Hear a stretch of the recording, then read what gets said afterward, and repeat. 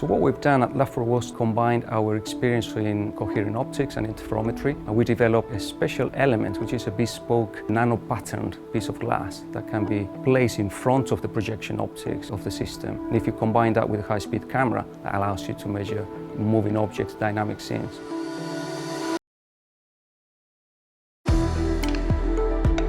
Our systems are based on the principle of projecting structured light onto the object's surface, and the surface profile distorts those patterns. We capture images of those distorted patterns, and from that we can decode and extract the three-dimensional shape of the surface.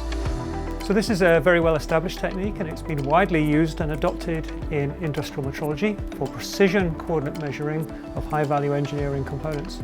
But existing systems are relatively slow, so are only applicable to static objects, or objects that are slow moving. The new technology that we've been working on allows us to increase the acquisition rate, capturing almost 100 million coordinates per second, almost 100 times faster than existing systems, and that allows us to measure moving objects and opens up opportunities for robotic applications and many other engineering challenges. So if we think in terms of robotic-assisted surgery, so currently you have that the surgeon controls the robot, and there are different mechanisms to give the surgeon feedback. But you could imagine a robot that has this 3D vision, and that would give it awareness and understanding of where the object is, where the organ, where the beating heart is, and guide for example, the position of the tool, the scalpel, and register to the shape of the heart, and follow that and track it in real time.